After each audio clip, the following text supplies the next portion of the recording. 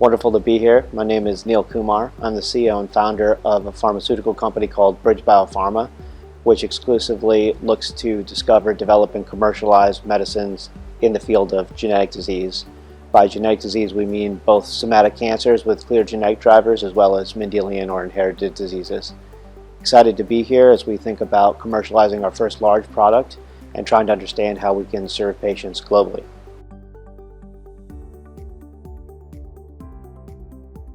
One of the reasons I'm here today is to learn more about how to more expeditiously get a medicine into India. Obviously, my family is Indian by background. The first condition I ever worked on was a condition called hypertrophic cardiomyopathy, which has a founder mutation in India. There are broad swaths of patients there, and my own cousin has neurofibromatosis type 1 and lives in India. And I see no access for the medicines that have actually been created. And thankfully, there are medicines in both of those fields, but there's limited access within India. And as we bring novel products to the marketplace, we're better trying to understand how we shorten that. I think it's the 40-month lag between approval in India and approval in the US. But more importantly, how do we actually get the drug to patients? Really, our goal is not to make any money in India, but rather to make sure that these medicines are accessible as broadly as possible. So how do we do it? Who do we work with? How can we get that done? That's the question I came here to answer.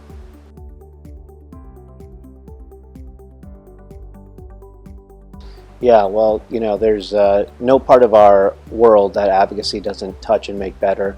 And we serve really communities thanks to their grace in allowing us in. And so we never start a program unless there's a strong advocacy group.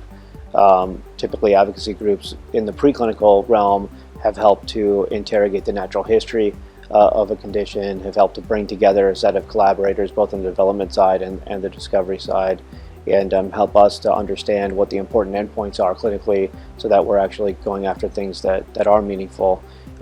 As it comes to commercialization, certainly they can be outspoken advocates for medicine if it is working, both with regulatory agencies as well as with other counterparties like distributors, pricing, and market access authorities, etc., so that we can get the drug onto the market just as quickly as possible. So you can't understate the importance of advocacy groups in this sector.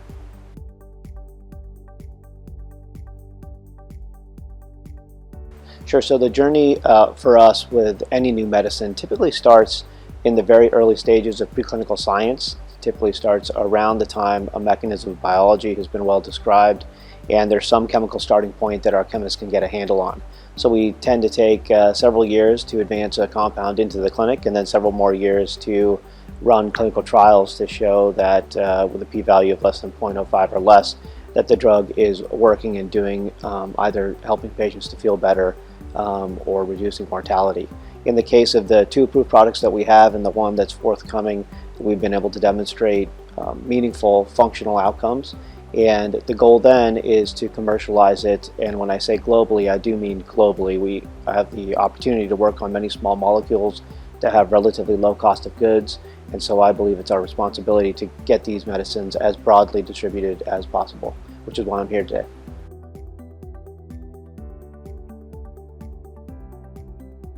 We have two phase 2 gene therapies, one in a very rare but devastating condition named Canavan disease, and another in a larger condition named congenital adrenal hyperplasia. One just read out its phase 2 data, which was excitingly positive, and the other is about to in the next couple months. So yeah, we have a very active gene therapy portfolio, and I suppose just on this topic, thinking about how to internationally distribute gene therapy is even, I think, one step more challenging than small molecules, which is why I mentioned earlier our portfolio of small molecules, but it has to be done. And so thinking carefully about that and thinking about local manufacturing. I just came from the Middle East where we had a very, very nice set of conversations with ministries of health there that are interested in getting to be part of the manufacturing game such that they can distribute product locally. I think that would be a wonderful solution and it could help make gene therapy more accessible. Well, I think the middle one is the right one, and from the standpoint of a regulatory authority as well, You can run clinical trials there, etc. I do think we have the rarest marketed product in the world, maybe for molybdenum cofactor deficiency type A, which affects maybe 60 or 70 kids. And certainly one of the animating theories behind Bridge Bio was there is no disease too small. We're obviously a public company. We have to serve our shareholders, but there are ways, either through not-for-profit arms or through starting with a very, very efficient development program that takes advantage of a pediatric review voucher. You can do these things. And so, and I think we should. I think we shouldn't be here saying, now N of 1 is a different challenge that I know folks are working on, but most Mendelian diseases affect somewhere between 500 to 2,000 patients, and so the incidence, if you're talking about a gene therapy market, is going to be in the tens. Do we say that there's nothing to do there? I think that strikes me as the incorrect answer. So we have to find a way. Sure. I mean, I think I sort of parse that between three different things. The first are genomic tools that help us ever better characterize conditions. Those are profound and have been on the rise and are more profoundly on the rise today. I think I read in Science magazine just a couple weeks ago that we had discovered the function of CLN5, which is related to Batten, that we found out how MAPK was phosphorylated, and discovered some other things interestingly about BMP synthase. All of these things have been critical, outstanding questions in the genomics and genetics field for a long time. So ever decreasing costs of exome and genome sequencing, better and better ability to really characterize what those mutations are doing in the context of a cell, the rise of missense AI and some of the things that you've read recently also in Science about how we can better characterize variants of unknown significance. That toolery, if you will, is profoundly increasing our ability to define and go after novel disease. So I think that's one piece. The second piece are new drugs and modalities, base editing, the CRISPR, etc. I think that's also very powerful and allows us, let's just take ASOs. ASOs really profoundly impacted our ability to go after N of 1 diseases. I think the challenge there, though, is it'll never be plug and play. I see a lot of companies pitching themselves as, we're going to have this platform and you just remove the chip and put the new chip. It's just simply not that easy. Unfortunately, biology is much more nonlinear than that. So I think that can be overhyped, but I do think those tools will be a meaningful part of what's to come. And then the final piece, which I think is exciting that people don't maybe speak about as much, are just these international genomic databases that are being put together. And our ability to then find patients, revise incidence and prevalence, to bring patients to the fore as quickly as possible as we run clinical trials. These are the meat and potato challenges that a drug developer goes through constantly.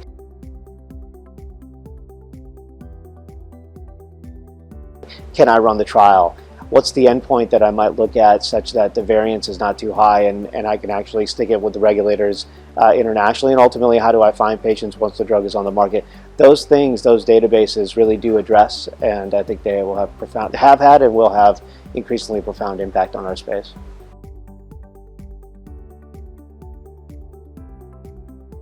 Yeah, I mean, I think the concept of regulatory harmonization is a challenging one. Obviously, we see major discrepancies even between the FDA and EMA. So as you go worldwide, there's several other challenges that one needs to think about. I think the good news is, especially in areas like gene therapy where we're quite active, there's been a fair degree of harmonization such that one package can then be credible for Europe, for Asia, and beyond. And so, one of the things that we've tried to do is to spend real time with regulatory authorities, even well outside of the typical diaspora that a pharmaceutical company might, the regular diaspora, maybe the US, Europe, and Japan, but trying to understand where there may be populations, especially with our founder populations, of patients where we can move even more expeditiously our medicines through the regulatory framework. So I would say today the level of harmonization is moderate, but it's improving in terms of the ability to distribute drugs. And I think some independent thinking internationally would also be an interesting thing, just in terms of equipoise and trying to get new drugs into the clinic. Yeah, no, I think the good news is we have several examples now of important medicines that are being commercialized ever more quickly in terms of lag. For instance, we work with another subsidiary in China, and we've been able to get drugs onto that marketplace very, very rapidly. So the lag there has really reduced by about 50%.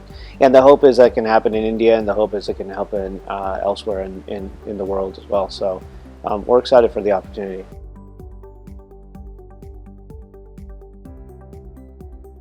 We actually do have a fairly significant early stage chemistry and manufacturing partnership with a company in India, right outside of Jaipur.